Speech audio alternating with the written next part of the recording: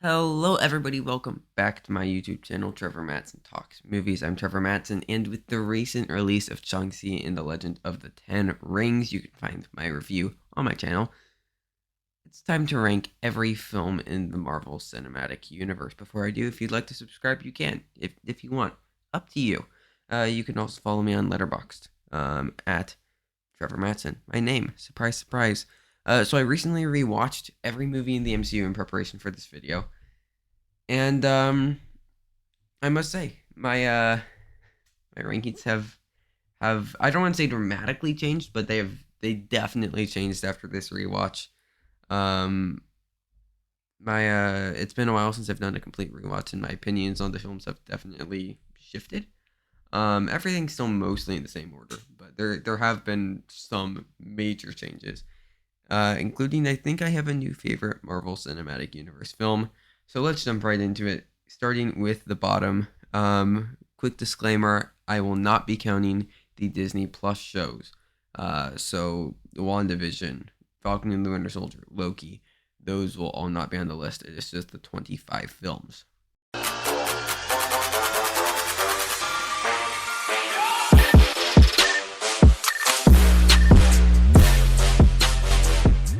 Number 25, The Incredible Hulk.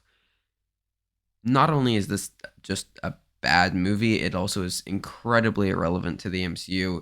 Edward Norton is just fine.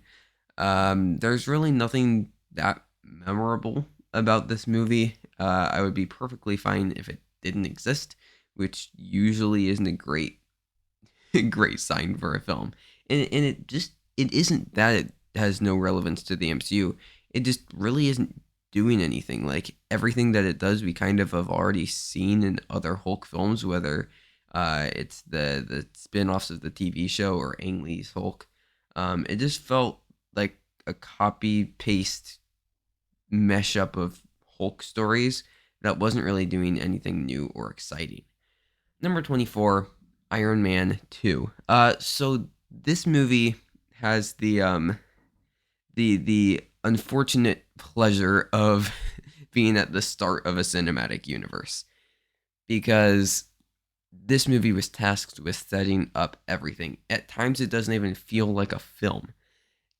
It's just there's so many things that it has to do. It has to set up Captain America, and it has to set up the Avengers, and it has to set up like Shield, and it has to set up Thor. There's so many things that it has to set up that it detracts from the really interesting story about Iron Man. And they could have gone a much deeper with substance addiction and his problems with his father, but they kind of have to just gloss over that to set up everything else, which is unfortunate because Robert Downey Jr. is very good in this movie. He's very good as Iron Man in every film.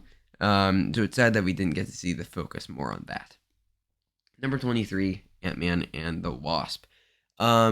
So this is a movie that has significantly gone down for me every time I rewatched it. The first time I watched it, I was like, yeah, that's pretty fun. And as I watch it more, the more I just get bored with this movie. The only thing it really offers are jokes. Like it's pretty funny, but like even then, it still isn't as funny as the first Ant-Man. And everything else it does, other than Evangeline Lilly just being even more awesome, we can get from Ant-Man. Like if you want to watch an Ant-Man film, there's nothing really more that you're gonna get out of this than Ant-Man. And it continues the Ant-Man trend of having pretty weak villains. Hopefully, we get that fixed with King the Conqueror, played by Jonathan Majors in the third film in the franchise. But the villains are very unmemorable. All you really need out of this film is the post-credit scene. But I could do without the main film. Number 22, Avengers: Age of Ultron. This is a movie that felt very misguided. I mean, everybody's already made the joke, the Age of Ultron, it lasted a week. But, like, it was based off of a 2013 comic book series that is very good. It goes into, like, some very, like, apocalyptic storytelling, and, like, this team having to go, like, underground. In that film, if they were to adapt it, feels like it would be more at the end of the saga. It just felt like a really weird place to have Ultron introduced. And we've had some great things come out of this. Like the character of Vision is one of my favorite characters in the MCU. I think Paul Bettany is great, and we don't get that without Ultron. I think James Spader is really, really fantastic as Ultron. I love the voice. Even though some people don't like all the jokes, I like it. I think the Ultron works really well. I just don't like the introduction of the character at this point in the MCU. And going further with just Age of Ultron, it's just a very forgettable movie. You'll see that as a trend with a lot of these lower films. But it's inconsequential and unforgettable. No, that I got that wrong. It's inconsequential, but it's forgettable. Um, Number 21, Captain Marvel. Okay, I like Brie Larson as Captain Marvel. Unpopular opinion. She doesn't help this movie. I think Samuel L. Jackson is pretty bad. Um, I like the Skrulls as the villains, but like the twist doesn't work at all on rewatch, which twist should work better the more you rewatch it. Um, like there's just so much messiness with this movie. It felt like rather than being a film first, it was Marvel patting themselves on the back first for saying, "Hey, we're making a female-led superhero movie," and then it tried to be a film second. What the best movies like Black Panther, for instance, it was a film first, but it had important subtext on a secondary level that didn't shove it in your face. It just felt like it was part of the movie. Whereas Captain Marvel felt like it was it was Marvel trying too hard to feel important, and in the end just didn't produce a great film. Number 20, Guardians of the Galaxy Volume 2. I've never been a big fan of this one. I feel like it's again similar to Ant-Man and the Wasp, just a watered down version of the first film, which is considerably better. I don't have that much to say on this because, surprise, surprise, with a lot of these films down here, I just found it forgettable. Again, if you want to watch a Guardians of the Galaxy film, watch the first one. You don't really need this film. Number 19, Iron Man 3. I love how this tackles anxiety and mental health issues. And my love for the movie kind of stops there. This movie stops and starts so many times. I don't feel super strongly about the Mandarin twist either way. I I don't think it's good, but I don't think it's as bad as people paint it out to be. It's just kind of there. Um, but this movie like it takes so many detours. Like him stopping with the kid in Tennessee takes way too long. There's just so many alternate routes this movie goes, and then the extremist thing. This movie's just kind of all over the place. And if it would have just focused more on the character of Tony, I think the film would have worked a lot better. And if you notice with the Iron Man 2, my thoughts on that, I kind of have similar issues with both Iron Man sequels. I wish they would have focused more on the character of Tony Stark, like the first one did, rather than trying to branch out and do a bunch of new things with the franchise. Tony Stark is such a complex and interesting character that if you're going to make a film featuring the character, focus on that character. Number 18, Thor: The Dark World. Uh, I used to really hate this movie. Is it still good? No, it's definitely not good now. Is it still bad? It's pretty bad, but I've grown to appreciate this movie. It's really, really gorgeous visually. I've learned a lot about like Norse mythology, and while it doesn't completely hold true to that, it's fun to see some of those stories shine through. I really like Renee Russo in this. I think that she's very good as a Freya or Frigga. I can't remember. It's different in Norse mythology and the Marvel films, and then I always get them mixed up. Um, I think this is Tom Hiddleston giving one of his best performances as Loki. I think that he's honestly really, really good in this. I think that there's a lot of this movie to like. But then there's the plot, which is kind of hard to ignore in a film, which is still why this movie isn't good. But I think this film is a bit overhated. At number 17, it comes the first movie in the franchise, Thor.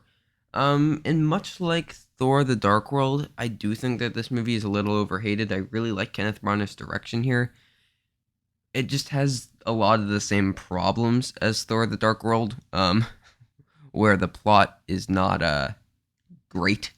Um, but I really like all the introduction to the universe. I don't mind all of the New Mexico stuff as much as other people. I think that Natalie Portman and Chris Hemsworth's chemistry, again, isn't as bad as people say. It isn't great. That's basically my entire opinion on the movie. It isn't as bad as people say, but it still isn't great. Number 16, Ant-Man. This movie has considerably gone down for me.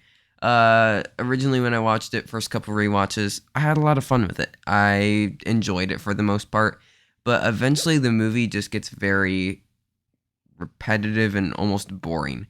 I mean, typically the rule with superhero movies is it's only as good as its villain, and the villain in this is pretty weak. Yellow Jacket's he's isn't the best comic book villain to begin with, at least in the comics, both in like the Avengers and in like the Ant-Man standalone series, and they don't really do the character any favors here. If anything, they did worse than what was already not a great character.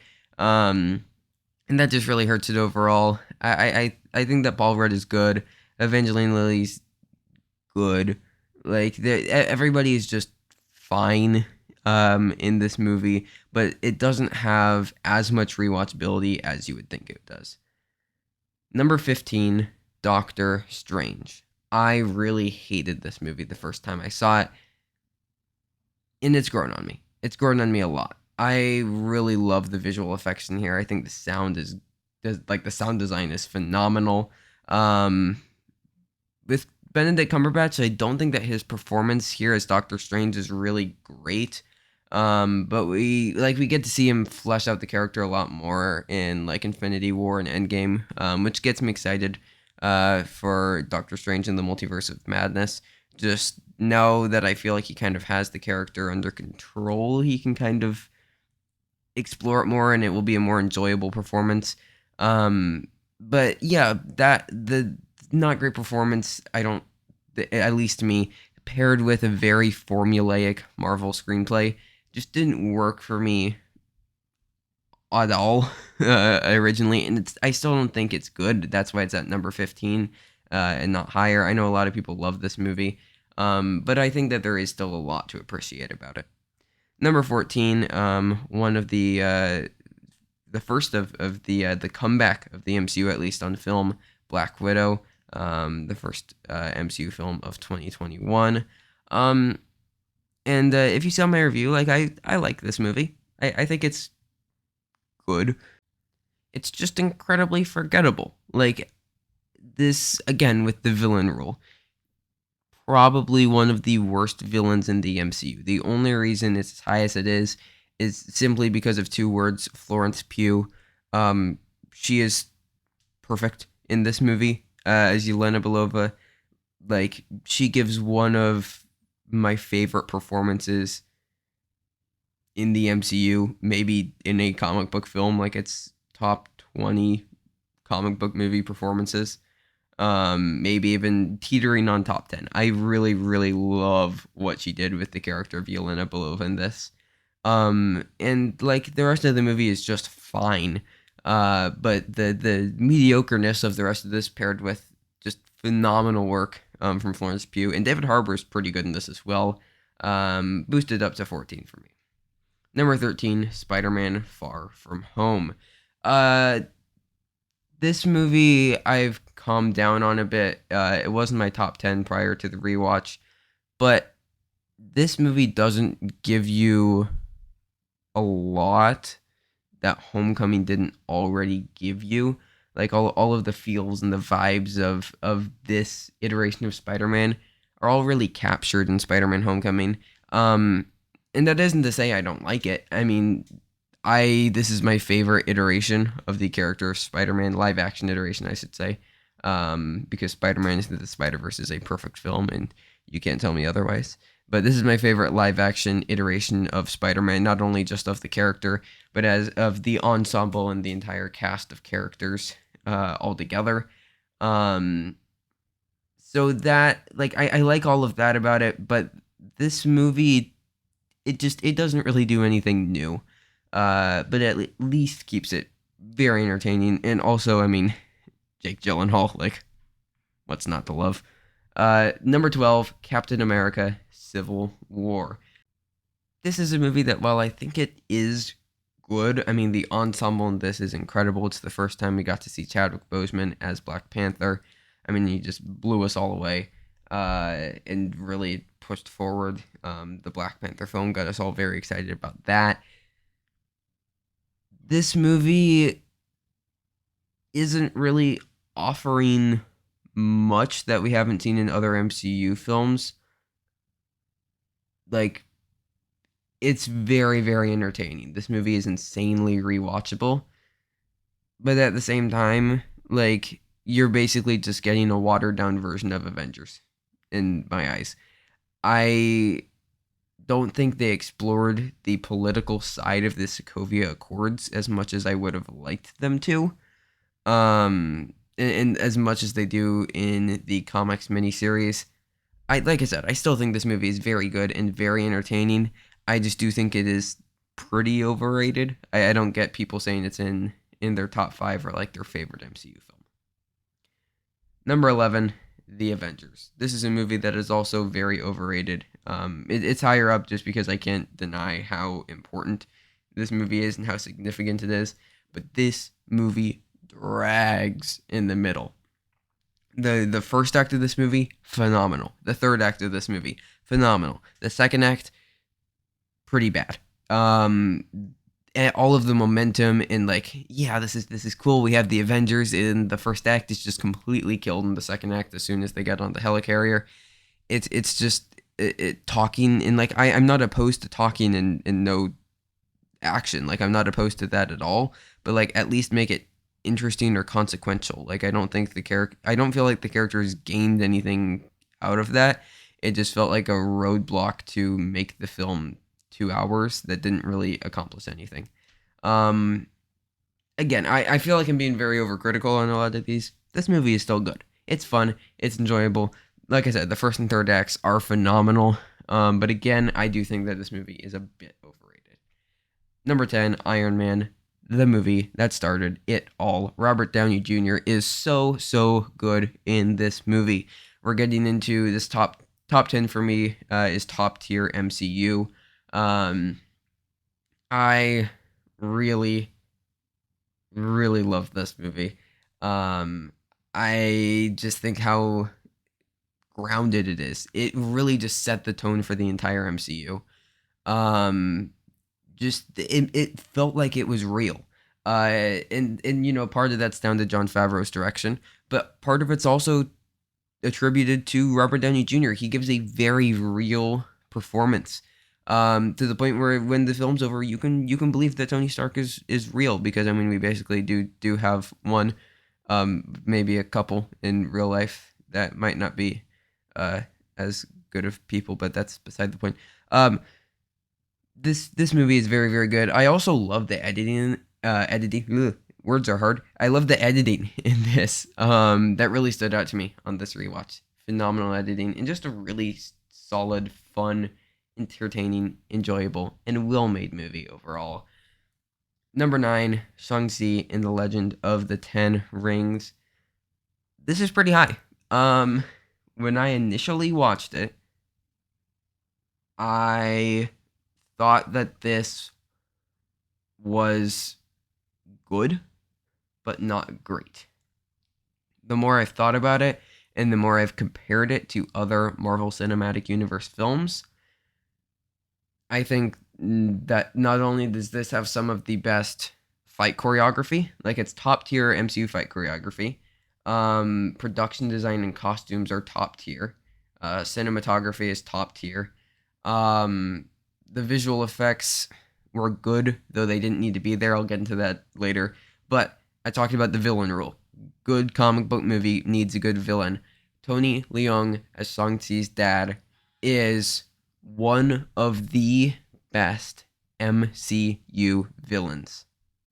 I mean, I would seriously put him up next to like Killmonger and Thanos as one of the best MCU villains of all time. He is so good in this. A couple gripes with this movie. I don't think that the editing is very good. A lot of really unnecessary cuts during the fight scenes that kind of detract from just like the heat and the heart of all of the fights. It just kind of pulls you out of it. I would have loved for a lot of those to be one takes. And then also just the ending. It's typical Marvel just overusing visual effects. And I feel like I'm picking on Shang-Chi because like every MCU film does it, but it's every Marvel movie. And I would have liked for this one to be less of that because this was a bit more glaring, I would say, than others. I would have loved for the final fight. I guess minor spoilers for Shang-Chi. I would have loved the final fight to just be between Simu Liu's Shang-Chi and Tony Leung's character, rather than having it be a big ensemble fight. But minor gripes. Number 8, we have Captain America, the First Avenger. In my opinion, the most underrated film in the Marvel Cinematic Universe.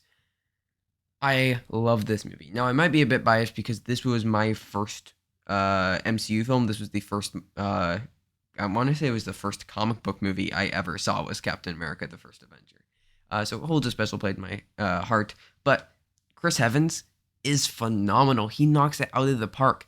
And people do not talk enough about Haley Atwell and Tommy Lee Jones supporting performances. This is the first time we also see Sebastian Stan as Bucky. And like his chemistry with Chris Evans is incredible. You believe their friendship. Again, Chris Evans and Haley Atwell, phenomenal chemistry. You believe their romance. This movie has a amazing ensemble cast. And yes, it has some editing issues. It has some screenplay issues, especially during the middle. But I think that this is a really heartfelt movie, and it's like it's a Marvel film that I find myself wanting to go back and rewatch almost more than any other. This is a really good movie. Number 7, Guardians of the Galaxy. It's just fun. It's just fun. I mean, the ensemble cast, talk about chemistry.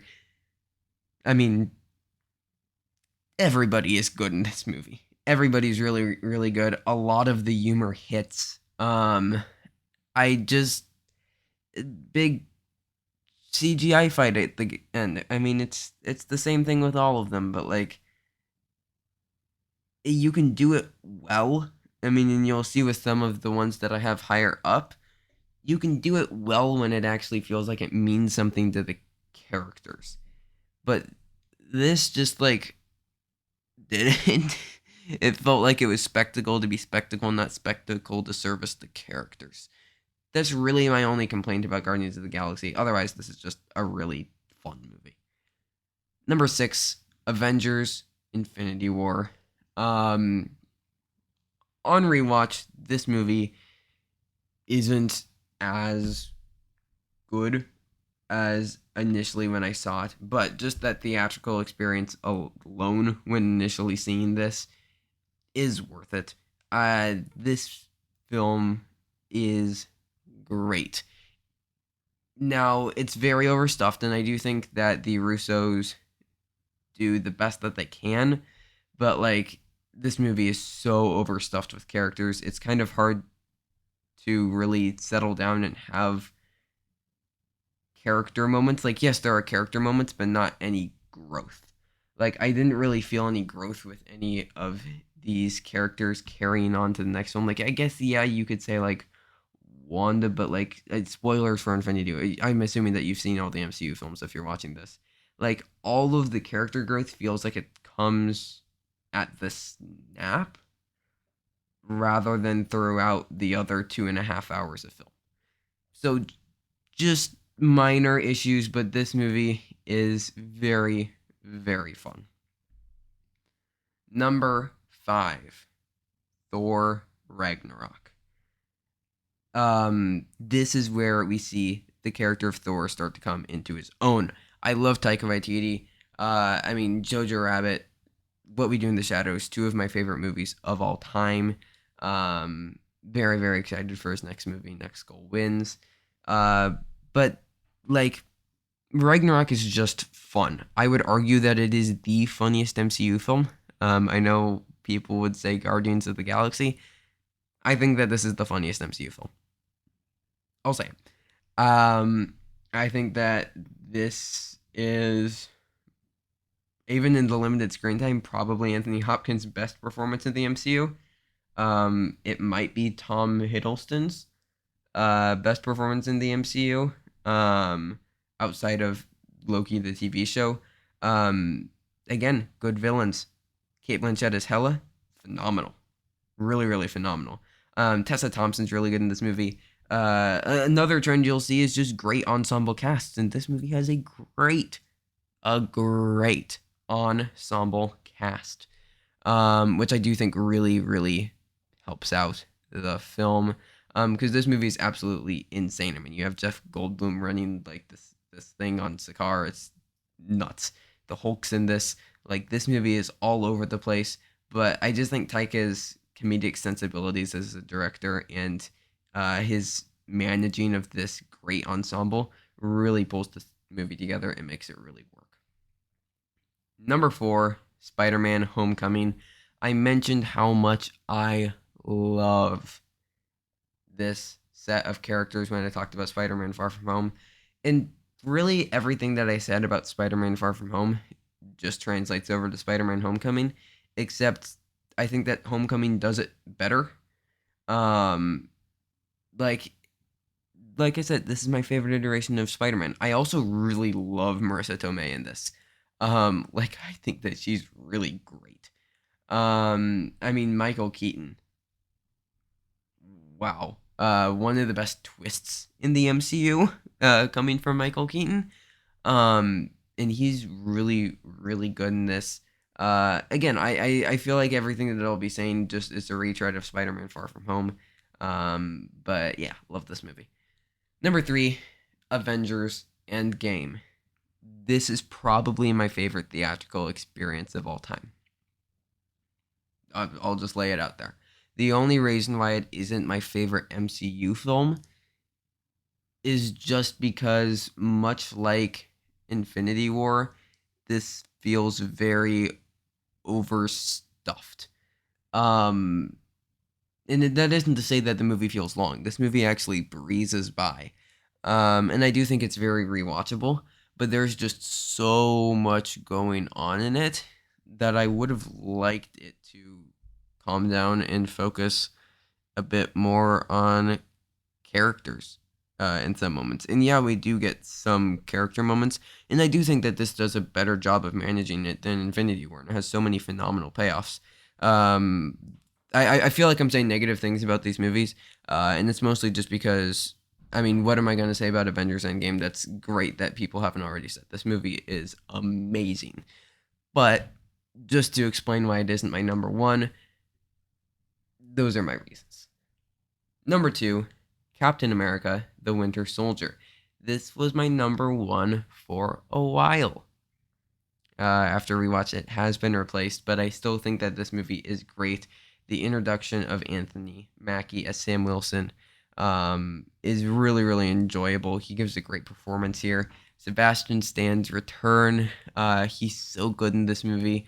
And again, the ensemble of Chris Evans, Scarlett Johansson, Anthony Mackie, Sebastian Stan. They're very, very good. And it feels like a little mini team-up without it feeling like a overstuffed team-up film. Or like an Avengers light, like Captain America Civil War. Um, Great villain as well. Like it checks both boxes. And well, yeah, the helicarriers are all clearly CGI. It doesn't feel like a big CGI fight at the end. Um, it feels very grounded throughout, and it feels very gritty. And I love how it dives into other genres. Like it feels like an espionage, like political thriller at times, which is a genre that I love. So this movie overall just really, really works for me. But it has been replaced at the number one spot by number one, Black Panther. Um, this movie is just great. It's so rewatchable. I mean, the score is so good. The score, the soundtrack. I mean, everything on the technical level. The production design, the costumes, the makeup and hair, the visual effects, the sound, the cinematography, the editing, like all of the tech stuff is great. I think that I would argue that Michael B. Jordan as Killmonger is the best MCU villain. I also just love Michael B. Jordan, so like that might be part of the reason. um, Chadwick Boseman, of course, is incredible, but like it's really all of the tech stuff that elevate this movie over everything else. I think that this is really the only MCU film that just stands out and is just jaw dropping on a technical level. This created a world. It felt like it towed the line between being grounded and feeling like it could be real while also being fantastical and feeling like it's its own thing at the same time, which I don't think that any other MCU film has done. And it's going to be really hard to replicate the magic of this film. Now, you may be saying, yes, this does have a big CGI fight at the end, but I think that there are enough moments between Chadwick Boseman's T'Challa and Michael B. Jordan's Killmonger that it still works. Like there's a lot of great dialogue between the two of them that I think makes it very personal rather than it just feeling like spectacle to be spectacle. It feels like spectacle for the characters, which I think is again the line that you have to walk.